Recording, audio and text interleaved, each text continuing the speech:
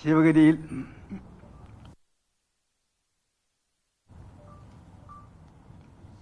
Youth കോൺഗ്രസിലുണ്ടായപ്പോൾ KPCയിലുണ്ടായിരുന്നപ്പോൾ മുഖ്യമന്ത്രിയായി പ്രതിപക്ഷ നേതാവായി കേന്ദ്ര പ്രതിരോധ മന്ത്രിയായി ഞാൻ പരിപാടിയിൽ പങ്കെടുത്തിട്ടുണ്ട്.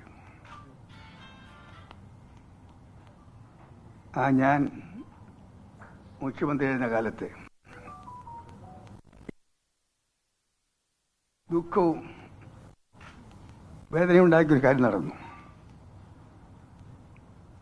അവിടെ 95 കേരള ഹൈക്കോടതി ഉത്തരവ് നടപ്പാക്കാൻ വേണ്ടി പോലീസിനെ അയക്കേണ്ടി വന്നു. അവിടെ ഉണ്ടായ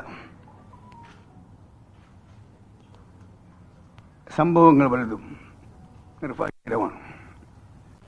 പക്ഷെ അവിടെ പോലീസ് പോയത് ഹൈക്കോടതി ഉത്തരവ് പ്രകാരം ക്രിമിനൽ നിയമത്തിൽ പോലീസിനുള്ള അധികാരം ഉപയോഗിച്ചുകൊണ്ട്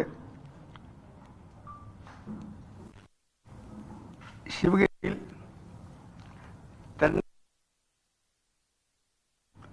അധികാര കൈമാറ്റം നടത്തിയിരിക്കണം.